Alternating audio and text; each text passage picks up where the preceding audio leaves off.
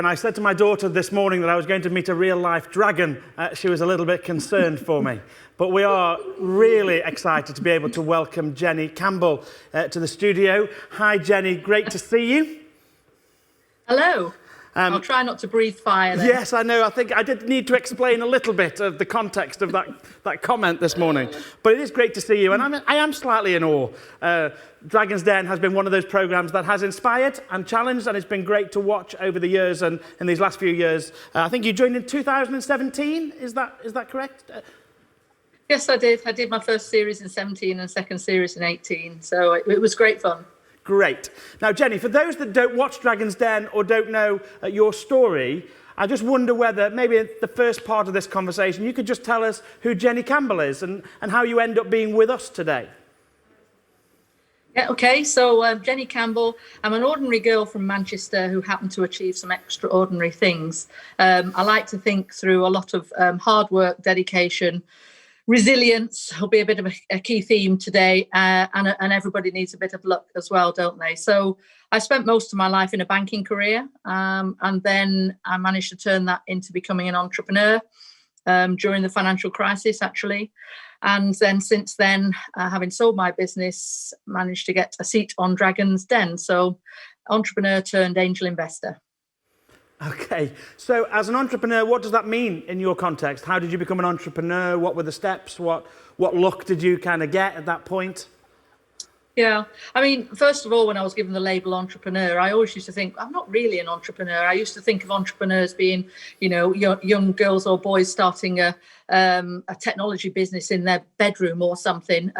But I've grown to appreciate more really the broader sense of the term entrepreneur. So my entrepreneurial journey began when I went to work at a subsidiary of the bank that I was working for nearly 30 years. I thought that was going to be a 2-year role and then back to the ivory tower, as I called it, in London. But something called the global financial crisis came along in 2008, which gave me the opportunity. Well, first of all, I was asked to try and sell the business, which I spent some time working on that. Then there was a light bulb moment when I thought, actually, I've been proud to call myself a banker all my life. But all of a sudden now, I'm not very proud to call myself a banker, let alone an RBS banker.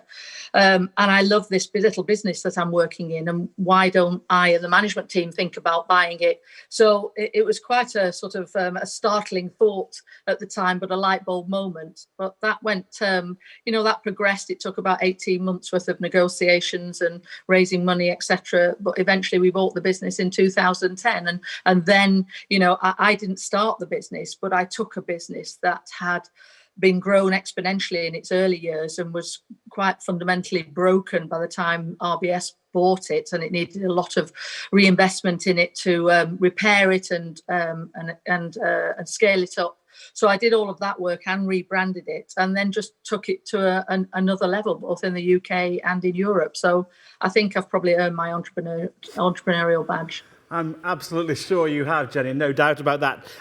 Just a little bit about your background. Do you come from a family of entrepreneurs? Is that kind of your background, or? Well, again, it wasn't something I really thought about until I got to this part of my life. But during the judging competition for Entrepreneur of the Year awards, one of the judges asked me that same question. And it just made me reflect then that although I'd come from parents who were both in professions, my father was a banker, my mother was a teacher, so I'd come from a professionals background. When I thought about it back to my grandparents and great-grandparents, they were all entrepreneurs. One of them had a printing factory, one of them had a building company. We were all local in a suburb of Manchester, and that's how it was 100 years ago. So I think that was probably always in my DNA. I was brought up to be, quite self-sufficient and independent. So I was working at a corner shop by the time I was 13, selling newspapers and sweets and closing up the shop at the end of the day and counting the money. So, by the time I went for a week's work experience at the local bank branch at 16, which was meant to be 1 week before I went to go back and do my O-levels as they were then, and then A-levels and then university, that 1 week just transformed my thinking, because I just wanted to get to work and be totally independent. So you left school at 16. I think you didn't do A-levels? Did you No, I didn't. university or any of those I things? will always say to people, I didn't finish education at 16. I went to work and continued education at night school. So I didn't do A-levels, but I started my banking exams straight away. That was the condition of my father letting me leave school and go to work at 16. So I started my banking exams, and those were 7 years worth of qualifications. But by the time I was 23, I'd effectively, achieved my A-levels and degree through a formal banking qualification. So that sense of education being not just that kind of formal setting of kind of O-levels and A-levels is an important part of your story, actually. That sense of... I believe, lifelong learning is important. Yeah. Every day is a school day, as I say, and I still keep reading my books about how other entrepreneurs have succeeded and hope to share that with others, including my two sons who are both entrepreneurs now and not in professions. So everything comes full cycle, and it's important to keep learning. And then you won the award Businesswoman of the Year. I think it was in 2014, was that? I did. That was a complete surprise to me. One, that I'd been nominated. I didn't know who had nominated me until I got to the final stages of the event. And then I found out that was actually my accountancy or corporate financial firm, Deloitte, had nominated me. And I came into the final 8, I think it was, for interviews. And even then, I didn't expect to win it at all. I was quite in awe of these other 7 ladies who were competing for the award as well. And then on the day, at the big luncheon, they did all the awards, and they, took the event up towards the crescendo of the Businesswoman of the Year, and they called my name. And I think it's the first time in my life that I was actually in total shock and bewilderment. And I remember walking from the table that I was at up to the stage to take the award, and I was physically shaking from the hairs on my head to my toes. And that's never, ever happened to me before or since. Was that more scary than appearing live on Dragon's Den?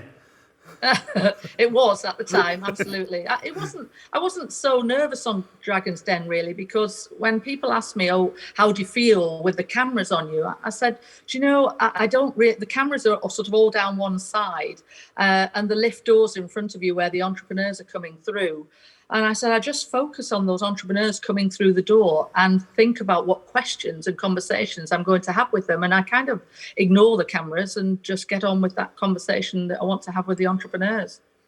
We'll come back to the entrepreneurs on Dragon's Den in just a few minutes, if that's okay. I want to go back to winning the award as Businesswoman of the Year and just ask whether that changed things for you in any way, or what that did for you in terms of your journey. It did change things. I think throughout my career and life journey, I can point to certain platforms that give you an extra step up. So whilst it's something I never predicted and didn't put myself forward for either, I realised it gave me a platform to other things. So what I mean by that is, on that day, there was a keynote speaker who actually I think comes from nearer your part of the world, Digby Jones. Yes. And he was the keynote speaker that day and business ambassador. And as he spoke to the floor, and this is before I knew I was going to win the award, there was about 500 ladies, about 100 men in the room. And he said, look, he said, I want to do a shout out to all of you ladies in the room to do 3 things. He said, I want you to make sure you stand up for what you should stand up for and against things that are wrong. And he gave some examples of that. So he said, be brave and stand up for things that are wrong or need to be fixed, etc. And he said, also get yourself into schools talking to young girls before they choose their GCSEs. Talk to them age 11, 12, 13 and tell them they can become engineers and astronauts and construction workers, etc. And the third thing is, he said, get out and vote. A certain lady died for you. Whatever your politics are, get out and vote. And so I heard that, and it really resonated with me. And when I won the award, I really felt that I'd been given the chance and the responsibility to do those things that he'd said and more. And that's when I started getting out more publicly and going to schools, first of all, and then on to things, like this, just to, share my story and perhaps help people overcome challenges and sprinkle a little bit of inspiration, perhaps. Do you think it is harder for a businesswoman to succeed? Don't start me. Have we got time to answer that question? I'm going to say no, because I truly believe, I have a phrase, and you've probably got it written there. I have a phrase: there is no such thing as glass ceilings, only sticky floors. Yeah, I have that written And what I down on mean my by paperwork. that is, I do think women are their own worst enemy sometimes for holding themselves back. So, you know, when I interviewed people in my business, if I had a male and a female come forward for a job, you know, and let's say there was a pay range on it of 40 to 50,000, for example, I would find that the man would come in the room and for his interview, and you know, I know that the man would have looked at the job specification and gone, I can do that, and he would walk in the room and he would be immediately persuading me that he's worth £50,000 as well. Whereas the lady, I also know, because I know from my own circumstances, would look at every bullet point on the job advert, and if she couldn't tick every one off, she'd say she's not ready to go for the interview. Whereas I would say, if you can do 80% of what's on that job advert, go for it, because it always needs a stretch factor. But the lady would also walk in the room, and I'm generalizing, but they would be much more amenable to being negotiated around the £40,000 mark if they could have flexibility in their role. And what I'm saying is, you just need to get over all of that and get yourself in for the interview when you can tick 80% of the boxes and go for the 50,000. And we're just not brave enough in doing that sometimes. That's interesting. That phrase you just used is written in my notes, that there are no glass ceilings, just sticky floors. Where does that come from, Jenny? Is that a family motto, or is that your motto? Or no, I believe I read it in a book somewhere. So someone else greater than me wrote it at some point, okay. But it obviously stuck, and I use it lots. And I think it just typifies what I think sometimes holds women back from just go for it. Yeah, absolutely. What's the worst thing that can happen? That sense of being held to the floor down is it's interesting. Yeah. Have you had to take many risks? Are you a risk taker, Jenny, in business? So, you know, with 30 years of banking in my blood, there's always going to be a degree of, I call it risk management, because I will leap forward rather than hold myself back, but I've probably weighed all the options up first as well. But I will take those risks. I mean, you know, the biggest risk I took was buying the business out of RBS. You know, I had to raise a significant amount of finance at a time when my own personal wealth, if you like, which had accrued in RBS shares over 30 years, was worth, you know, a fraction of what it was worth before the crash. But I had to put my own financial contribution into the business, which meant raising a mortgage on my house for a business that, you know, I had to persuade my family and investors had a future, you know, at quite a difficult time as well. So that was the biggest risk I took. You know, I left a salary position. My father was saying, "What about the pension?" And you know, and that was kind of my argument back was, "Dad, I've got 32/40ths of a pension, which is more than a lot of people have." So I had that to fall back on when I was of that age. So it wasn't that I risked everything, but I certainly took some pretty bold steps to do what I wanted to do. What do you think if somebody was to ask you, what's the biggest risk Jenny Campbell has taken? How would you answer that question? I don't think there's any single biggest risk. I would say as my career has gone on, I've constantly taken bolder steps. You know, for example, when I realised that to progress my career, banking career, I really needed to be in London, but I had 2 children under 10. How was I going to juggle all that when we didn't live anywhere near London either? But, you know, I took that leap of going into London, doing a long commute, juggling the children, moving house, at a time in the late 90s where there was a lot of consolidation going on in the financial services industry. And there was a point during one of the takeover battles that, you know, I was seriously looking at being made redundant, having just done that whole thing of moving the family and turning our lives upside down. And I was potentially going to be made redundant. So I've stared into the face of risks, but always been determined that I would find a way through them. Do you ever feel you've taken a risk that's not come off and not succeeded? I'm guessing I'm asking the failure question. I think, you know, there are some things, I suppose there's some things when you look back and you think, I'd do that differently. Okay.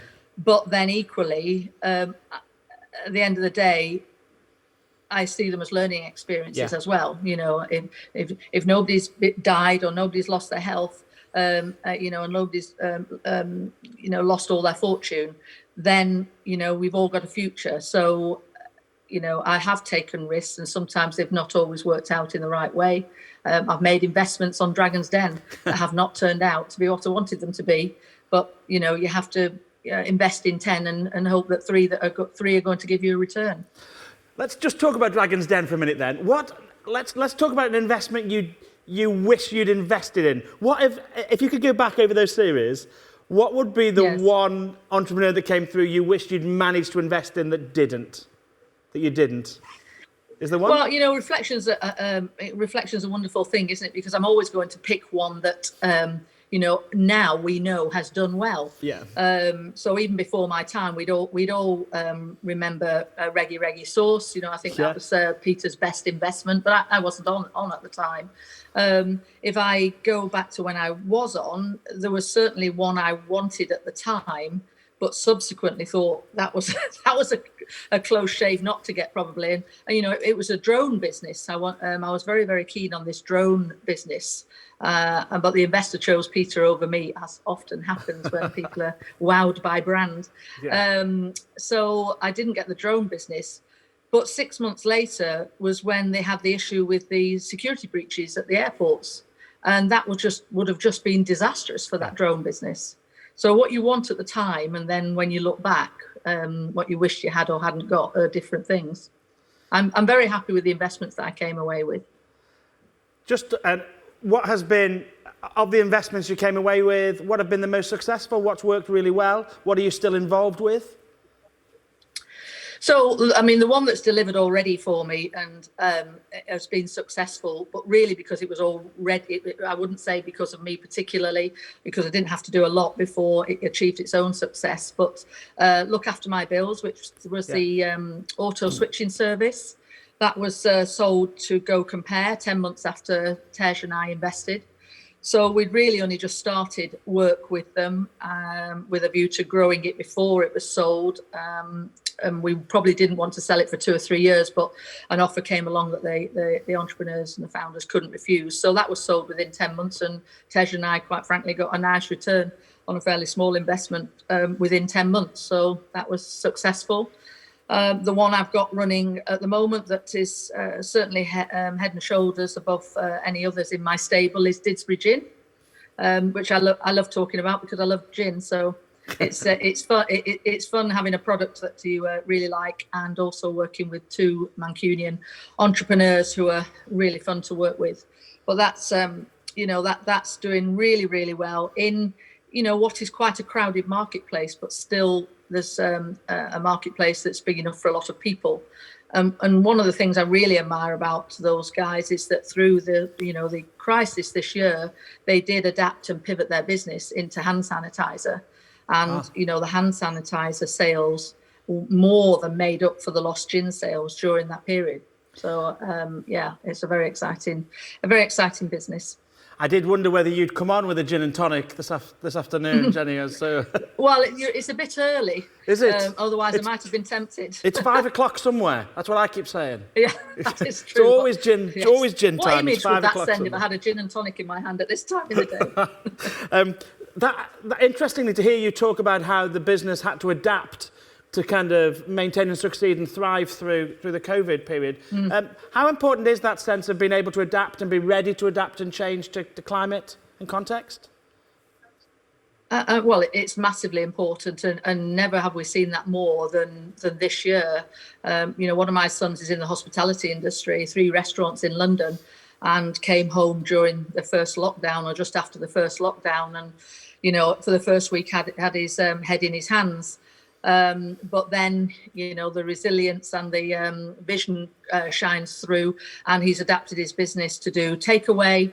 And that's something that will continue now, even though he's opening his restaurants again. So, I mean, this year has really shown that you have to have a number of options available to you know, pivot your business or grow other strands of business, whether or not it's developing your e-com solution or another product or getting your existing products into broader markets. So You know, when I expanded my business back in 2010, 12, 14, it was always about, do I do more of the same products but in more countries, which is what we mostly did, or do I stick to the same product in the country I know, but add more services onto it? And we did a bit of that, but more of it expanding the same product into more countries. That's interesting. We've had a question come in. I just want to ask you, Jenny. This has come from one of the people who are listening into this. They say, you mentioned resilience. Do you think that that's something that can be taught, or do entrepreneurs have it naturally? I mean, that's a bit like nature or nurture, you know, when you're born, isn't it? And I think it starts with, it has to come from within, but I do think you're able to build that up with the right mindset and the right physical and mental well-being. And so, you know, I think so long as you start with a little bit of true grit, then, you know, surround yourself with the right people at all times, positive people, you know, do things that make you feel fit and healthy and exhilarated. You know, when I have my long days in business, I used to go to the gym at the end of the day, not necessarily to do anything very exertive. Sometimes it was just to swim up and down the pool for 20 lengths, or to do, you know, a mile or two walking on the running machine. But it's where I did my best strategic thinking. And then I came out of there with a clear plan for the next day of where we're going. So I think it's something you can nurture and grow, just like some good seedlings. Let's just change tack slightly, if that's okay. You're passionate about mentoring young people in business.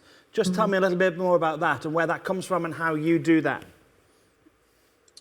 Yeah, I mean, when I got the Businesswoman of the Year award, and I was thinking about how I gave back, and I had a lot of incoming calls at the time saying, can you come and talk at this luncheon or that event, etc., from all aspects. So charities, cancer charities, homeless charities. And as I thought about that, I thought, if I spread myself too thin, I achieve nothing, is what I've always been taught. So focus on what you know best and what excites you as well. And what I know best is business and finance. And what I also get a kick out of myself is, I know that if I can work with a young person, and you don't need to do a lot with those young people. Sometimes it's just a chat, some words of advice, etc. And it just gives them the spark they need to go on the next part of their journey. And so I decided to concentrate my efforts in the charitable sector on young people. And I equally decided that I wanted to not only help, you know, those bright young things, because I was already doing work with Entrepreneur of the Year awards and things like that are in schools, but I wanted to help more disadvantaged young people as well. And so that's when I came to start working with Prince's Trust. And, you know, I do find it very inspirational myself, and I take a lot of energy from it, walking into a room of 10 or 20 pretty disadvantaged young people who've got some very difficult home lives and upbringings, etc. But they've taken the opportunity to walk into the Prince's Trust to ask for help where there is lots of help, and to, you know, listen to me and gain a bit of inspiration. And so I always say, if the young people are prepared to help themselves, first and foremost, they've got to be prepared to help themselves, then I'm really very happy to give my time to help them along the next step of their journey, as is the whole of the Prince's Trust fabric as well. I think one of the key issues for the region in which we find ourselves is that kind of raising of aspirations, and that sense that we can do better and we can grow or we can develop. And particularly for young people in this particular region, aspiration can be quite low and hard. And hearing news stories, as we're currently hearing in the middle of COVID, of Arcadia and others that are going, or Debenhams maybe going, and actually we think, young people around us are thinking, actually I'm already struggling to get work, and here there's other tens of thousands now losing their jobs, unemployment is growing. Young people are going to be particularly hard hit, aren't they, as a result of COVID and this particular pandemic. How can businesses help raise that aspiration? What can businesses do to help young people through this journey? It's a really tough question, sorry. Well, yeah, no. I mean, businesses can take on entrepreneurs, or they can take on apprentices. I set up in my own business an apprentice scheme for entrepreneurs, and I took on 2 young people, and I showed them the business from end to end, from sales to operations to finance, and then found out where their little niche was. And they also did external learning as well on the technical skills of being an entrepreneur, finances, and so on. So I think, businesses need to welcome 16, 18, 21-year-olds into their business, onto apprenticeship programs. And I think you will find that the small and medium size of businesses, they are very welcoming of that. Equally, the young person, I would say all the things you mentioned then about Arcadia and so on, we can all read the news every day and feel that it's just so depressing and challenging out there. And what I would say is stop reading that stuff. Pick up a good book of someone who has succeeded. Look at people like Duncan Bannatyne, who a previous dragon. He was selling ice creams age 30. And look what he's achieved. So, I was asked on a previous one of these sessions what books I was reading, and I showed them a whole stack of books, and I always read about other people's successful stories, where they've come from, what adversities they've had, what challenges they've had. And if you've really got it in you to succeed and to not be a victim, then there is always something out there for you. Look at the growing businesses, delivery, Amazon, or the logistics. There'll always be jobs in those industries at this moment in time. E-commerce, my father would say to me, there's always good jobs for good people. And I do fundamentally believe that. You might have to try a bit harder these days to find that job, and you might have to adapt what you want to do or how much you want to be paid, etc. But the first thing is get yourself into a job. It almost doesn't matter what job, but the self-esteem of being in work is so important. Absolutely. Earlier in the conversations before you came on, both Abby Brown and Hannah here were talking about the Kickstart programme that the LEP here is promoting, where there's funding for 16 to 24-year-olds if businesses will take them on. So we want to just push that. And if you want to know more about that, then do contact us, because it's really important to get them into work. That aspiration, at least getting a job, is the key thing. That whatever it is initially, get into work, get that sense of actually achieving and earning, and then move where you want to move. Absolutely. I say to some people, walk onto a business park with your CV in your hand and walk into reception and say, may I leave my CV with you? Yes. May I come and do a week's work experience? Yeah. But push that door open. Absolutely. That's what I said to my daughter when she wanted to get a small job. I said, write your CV, just walk around Leek where we live and just go into every store, every shop, just put it on. Someone will ring you sometime. If they need somebody and you're on their doorstep, it'll be you they see. Push yourself forward.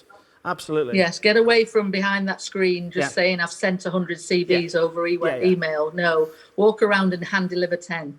Yeah, absolutely. There's a number of other questions coming, Jenny. I'm just going to throw at you, if that's okay. What advice would you give to young entrepreneurs looking to start their own business? Okay, another one of my pets. I admire that ambition, and entrepreneurship is alive and kicking in the UK, certainly in the last 10 years since the last financial crisis. And there's lots of support out there for you through accelerator programs, etc. However, I do feel that this burst of entrepreneurship amongst young people is, for some young people, is also what they think is a path to a flexible working style and being a millionaire by the time you're 30. And, it's like trying to be a professional footballer. It doesn't work out like that. And it's also quite a lonely and hard place, I think, being an entrepreneur when you're only 20, 22, 24. So I think, although some young people will make it through that journey, I would say a lot of young people should probably get a job first in a small and medium enterprise to learn how to become an entrepreneur. So we talked a little bit about this before. I think you'll learn more skills by being in a workplace of the right business, and try and choose that business so that you're getting experience around the whole business, not just sitting in one accounts role or one telephone role, for a whole year. But go and learn how to become an entrepreneur, even if that means you're doing 1 or 2 or 3 jobs before you become an entrepreneur yourself. And you can grow your business in your own time or at the weekends. But I would say get out into the workplace and learn some skills first. Thank you, that's really helpful. Another question. I'm going to fire a few at you now that have come from our audience. So if you were just starting out now, what advice would you give yourself? If I was just starting out now, what advice would I give myself? I would say, I think when I started out age 16, have I gone in the dark, by the way? I look like I'm in the dark with you. No, you're looking good to me. But you're a dragon, so you can do what you want. That's fine. I think, when I was 16, I didn't see the horizons much beyond my local town or my local city. But as I grew older and ventured out a bit further, I realised that the career that was bigger than I thought it was. Originally, I thought, well, maybe I'll become an area manager, maybe I'll become a regional manager. And then as I got closer to those places, I thought, well, actually, there's some big jobs in London that people do. And actually, there's some big jobs across the world. And so my horizons were quite, narrow in the early days. I don't think these days with, the internet and everything else, you are so narrow. I think you're a lot more worldly wise, the youngsters. So I like my phrases. So my other phrase is aim for the moon and you'll land in the stars. So although the moon might seem a long, long way away, better to be in the fast lane and aiming high, and you decide when you've gone as far as you can.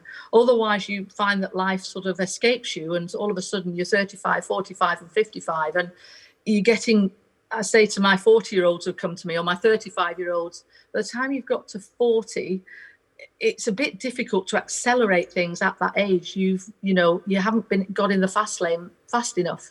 So decide where your ambitions lie, stretch them a bit, and run faster. Talking about those kind of stretching the boundaries, a lot of your work covered, your business covered Europe. I know you pushed that kind of the cash business out across Europe. We've managed to talk for 35 minutes without mentioning Brexit. Let me just put that on the table.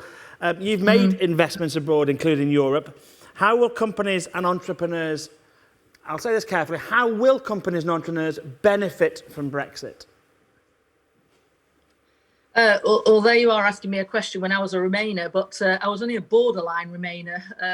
As ever, I could see both sides of the argument. Yep. I was a Remainer because I was very nervous of how the transition would be managed and whether or not we had the skills and leadership to manage it. And I think that's probably been borne out. So, but at the end of the day, you and I can't really influence that. We're going to get what we're given. Yep. And so you just have to get on with, how the laws and the regulations land, etc. But, we operated as a country successfully before we had the union, and we will operate successfully again. So, how will we benefit? I was listening to the farmers' discussion on the on the radio yesterday, and it seems that most of the farmers are seeing enormous upsides in this once all the regulation settles down, and and providing the ministers can do the right thing in setting the parameters right for our environment, etc. So that's a massively complex question that depends on your industry and your perspective. But at the end of the day, you will be as successful as you make it. Yeah, and we are where we are. We're not going to change that decision now. And we've got to, as business, we've got to look forward and work with that. You're absolutely right. Work with the transition, work with the regulations that are put in place, and still seek to kind of thrive and push forward and grow. Absolutely. And those that do that will make it, I guess. Yeah, and you've got to work within the regulations that are set down. Yeah. But if some of those are not right, then you have to get into lobbying and thought leadership on changing some of those. And I'm sure a lot of these ministers won't get it right first time around, and there will be, the change will evolve. I am sure the Brexit conversation will continue for a number of years yet for us, but we'll leave it to one side now. Another question that's come in. At the moment, the pandemic's reducing the opportunities for face-to-face work experience for young people. You talked about that kind of the need for work experience. What's your view of virtual work experience? I think personally, we're all getting a little tired of all the virtual stuff, because we are physical people and we do want to get back into those physical workspaces. Although on another angle, back in the 90s when I was juggling kids and a 5-day commute to London as well, I would have welcomed this period and this flexible working. So I think it has brought a new way of working, which is going to be great for mums and dads, etc. For the kids, do I think you can do a Zoom virtual working? I went past a school on yesterday where it said virtual parents evening and virtual, sixth former tour. And I sort of went, oh, really? You do want to walk the corridors and see the gym and get a feel for the place, don't you? So, at least we can do it. We have the technology to be able to do this. We're not all locked at home and are not seeing anything. So that's a benefit, isn't it? Do I think it's a permanent way of working? No. It's a necessity right now. So better than not at all. But I think I would encourage those young people to get out and get one of those jobs that has to be done physically, whether it's the delivery driver or, a vet support assistant. They've got to touch the animals, haven't they? So get out there and get a job that you can do physically, and don't be sat in your bedrooms behind your computer screen. Not healthy, I don't think. No, I think you're absolutely right. We're all getting a little bit Zoom tired over these last months, but I am still going to say I've met a dragon, just so you know. Even though we've only met over Zoom, that is now going to be one of my shake stories. Your hand. Yeah, that's it. That's going on my CV from this point on, Jenny. You're fine. As of tomorrow, Stoke-on-Trent and Staffordshire go into Tier 3. That's where we head tomorrow, and there'll be a number of our businesses that can't open. Hospitality in particular, and we talked about that a little bit. What's your advice for SMEs that are really struggling at the moment? Well, I did mention hospitality before. Yeah. At Tier 3, you can still do deliveries, can't you? So I've got 2 restaurants locally here where one's adapted to delivery, and the other one that I went into before lockdown, I said, "Oh, are you doing delivery?" And the answer was, "Oh no, we couldn't do that." And it was a very sort of negative approach. And I thought, why not? Your competitor is doing it. So again, it's adapt if you can. What you do. If it's something that you really cannot adapt by taking it down an e-commerce channel or something, then I would say just use that time wisely to put efficiencies into your business, to think of your strategy and vision for the future. Once all the wheels are turning again and we're all busy again, we'll say, I wish I had a bit more time to think about the future of the business. And now you've got that time, get all your invoicing up to date, all your accounts up to date, and get ready to hit the ground running when we're all let out again. Yeah. I guess it kind of feeds into this next question of what do you think is the future of the high street? Because we've seen that fundamentally changed, haven't we, over these last few years? Mm-hmm. And I think certainly COVID has ramped up that loss of business or the changing face of the high street. What for you is the future of the high street in the UK?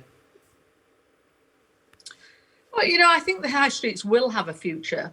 I hope they do, because I've got an investment in a car parking app that I did on Dragon's Den. So I need the cars to come back to the car parks and for people to start shopping, because you get parking perks with your car parking if you do some shopping. The high streets will adapt. We still want to go to town, go to the market, go for a coffee. And I still think you want to physically see some things. Do we need huge department stores of clothes, racks and racks of clothes? And do we need those? Do those department stores need to put every size and every colour of clothing and shoe there? Probably not. But I think some of them had already started adapting, haven't they, by just having a smaller shop where you could perhaps go and collect your items or see some of the items and then order it in. So, if you can see the blouse in one size and one colour, and try and then order from there, then I think the smaller versions of the same physical things will be there. So we will adapt to it, and it will make the landlords be more realistic as well. again, my hospitality son said to me, you know, 2 benefits of COVID for him have been the landlords now having some common sense over rents, and he's finally able to hire good people rather than, you know, a chef not even turn up for work. So there has been some benefits of it. So I do believe we'll see the high street blossom again. I just don't think there need to be the big expansive shops that were there before, personally, unless you create experiences for the consumer there. But we do like experiences, and we do get a little fed up of sitting at home just clicking on things and waiting for, you know, eight deliveries a day, I think. So we will get back to it, but it's got to be around, you know, creating the consumer experiences that we want.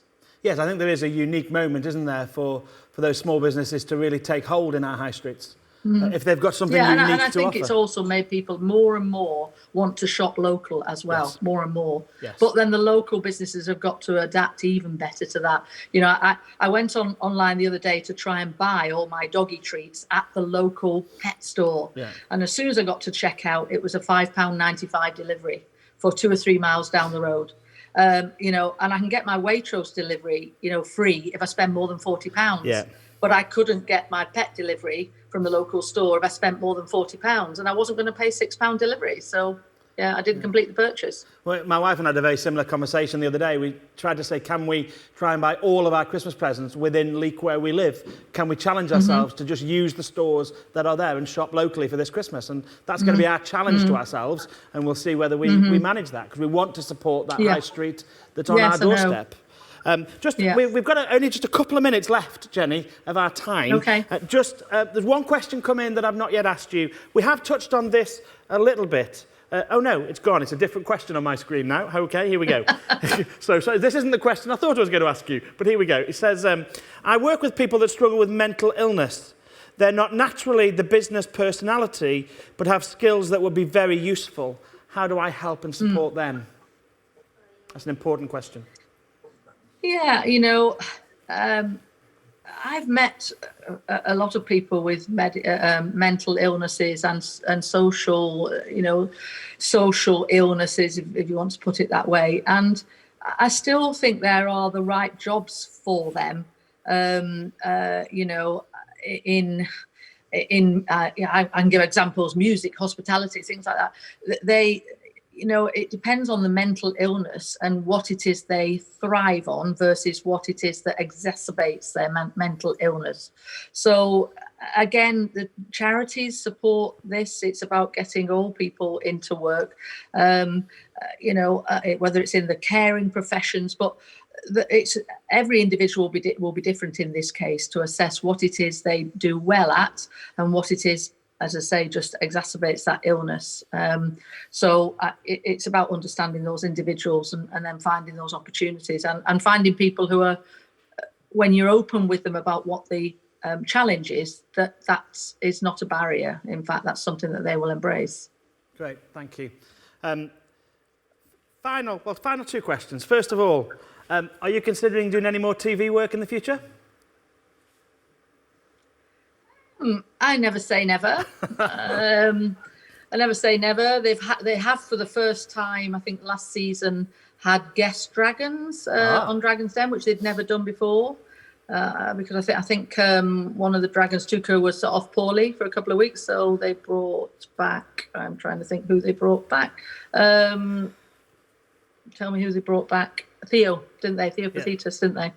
Yeah, so they're doing guest slots. So, you know, that's always something on my horizon. I'm also, as you know, a big doggy lady. So I keep trying to play an increasing role on the Crufts programme. I'm trying to take over the presenter's slots there, I think, or something. But anything that's fun and interesting and, you know, it feels like it's worth doing, I'll have a look at. So watch this space. We may well see Jenny Campbell again on our TV screens fairly soon. Oh, you may well. Well, I'm on here now, aren't I? So. Oh, well, absolutely. You're on our TV screens right now. Final question, and we literally need just a really short answer, Jenny. If you could give one sentence, we've got a few hundred people watching this broadcast right now, all involved in business, all seeking to thrive, all seeking to grow, all seeking to develop and grow their business. If there was one piece of advice you could give them, what would it be? Dare to dream. That was short and sweet, and that's perfect. Jenny Campbell, thank you so much for taking You're time out welcome. to be I with wish us. everybody We all the best, and appreciate thank the you conversation. for inviting me. Thank you so much. Thank you, everyone. That was Jenny Campbell. Thank you.